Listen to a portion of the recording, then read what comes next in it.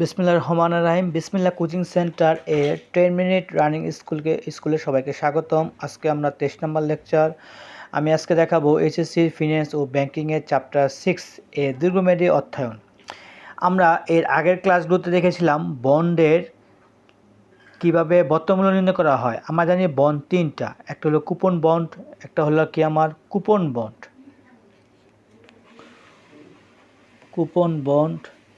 একটা হলো আমার জিরো কুপন বন্ড,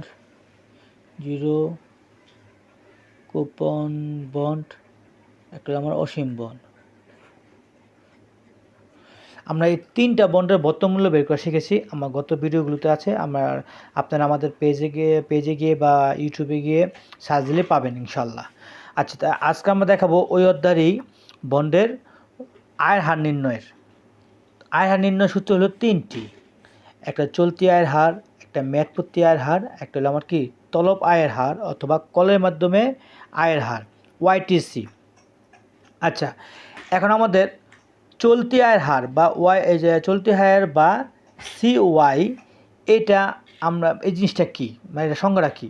এই জিনিসটা হলো যে বন্ডের বাজার মূল্যের উপর প্রাপ্ত নগদ আয়ের শতকরা হারের মাপা হয়। শতকরা হার মানে বন্ডের বন্ডের বাজারে যে মূল্য আছে, এই মূল্যের সাথে আমার যে প্রাপ্ত যে নগদ টাকাটা পাবো, এটার উপর মূল্য করে এই আয়ের হার, আমার কত টাকা আয় হলো, এটা এই হারটা আমার নির্ণয় করা হলো আমার তলব আয়ের হার বা চলতি আয়ের হার। চলতি আয়ের হার এটা নিয়ে হলো সিওয়াই। হ্যাঁ, মানে ইয়টটা এই যে চলতি আয়ের হার মানে কারেন্ট ইয়ট, এটাকে আমার আই বাই এসবি কি আমরা জানি, এসবি ইজ ইকুয়াল টু বিক্রয় মূল্য বা বন্ডের ক্রয় মূল্য বোঝায়, এরকম বোঝায়। আচ্ছা, এরপর আছে কি আমাদের মেয়াদপূর্তি আয়ের হার মানে হলো যে কি ওয়াই টি এম মানে ইয়ার টাইম ম্যাচুরিটি, মানে মেয়াদপূর্তি মানে হলো আমাদের মেয়াদ শেষে, মানে মেয়াদ শেষ হওয়ার পর যে আয়ের হারটা হয়, এটি আমাদের কি মেয়াদপূর্তি আয়ের হার। আচ্ছা, মেয়াদপূর্তি আয়ের হারটা কি? আয়ের হার প্রত্যাশিত আয়ের হার যা কোনো বিনিয়োগকারী বন্ডটির বর্তমান বাজার মূল্য ক্রয় করে তা পুরো মেয়াদকাল পর্যন্ত ধরে রাখলে যে অর্জন হয়, তাই আমাদের কি মেয়াদপূর্তি আয়ের হার। এই জন্য আমাদের মানে আমি যে বন্ডটা আজকে কিনলাম, আজকেই বিনিয়োগ করার পর বন্ডের মেয়াদ ছিল 10 বছর। এই 10 বছর পর্যন্ত আমি যে বন্ডটা যে ক্রয় করছি, তখন আমি ধরে রাখার পর 10 বছর পর আমি যে আয়টা হবে, ওই 10 বছর যে আয়টা হবে, ওই আয়ের হারটাই নির্ণয় করে বলা হয় মেয়াদপূর্তি আয়ের হার। এর সূত্রটা কি? YTM I plus MB minus SB n MB plus SB by 2। এখানে এমবি কি? এখানে এমবি মানে হলো আমাদের অভিহিত মূল্য,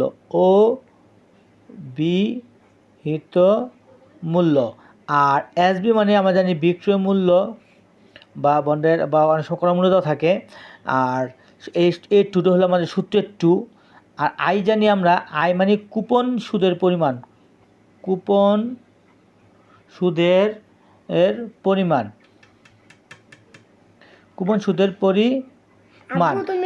কুপন সুদ মানে কি? আই মানে কি? আই বের করে C M B into C R, MB into C R. MB হলো মানে কি অভিহিত মূল্য, আর সি আর মানে কুপন সুদের রেট। হ্যাঁ, আচ্ছা, এখন দেখো আমরা করব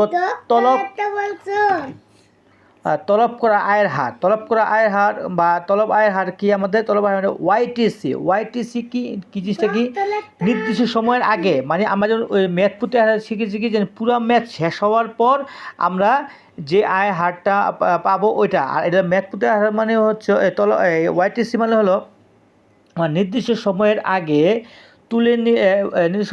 তুলে নিলে যে আয় হয়, অথবা কোম্পানি মেয়াদ শেষ হওয়ার আগেই বন্ডের টাকা ফেরত দিতে পারে, এরকম কিছু। যেমন আমি 10 বছরের জন্য আমি বন্ডটা নিয়ে ক্রয় করছি, এখন মেয়াদ শেষ হওয়ার আগে, যেমন আমি 5 বছর সময় বলছি আমি বন্ড টাকা তুলে নেবো, বা বন্ড তখন মূল্য কত আছে, আমার কত টাকা আয় আছে, এই হারটাই বের করে আমাদের কি তলব আয়ের হার। আচ্ছা, এটা সূত্রটা কি? ওয়াইট, সরি আমি এখানে একটু কারা সেরা করেছিলাম, সরি।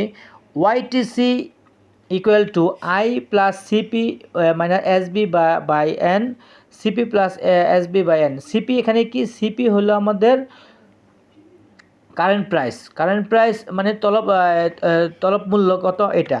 আচ্ছা, এই হলো আমাদের এই তিনটা বন্ডের যে আয় হার নির্ণয়ের সূত্র এবং তিনটা সংখ্যা আমি দিয়েছি। যদি কোনো বুঝতে অসুবিধা হয় আমাকে কমেন্টে জানাবেন, ইনশাল্লাহ আমি আবার ক্লাস নিয়ে বোঝাবো এবং আগামী ক্লাসে ইনশাল্লাহ এই তিনটা সূত্রটা আমি অঙ্ক করে দেখাবো।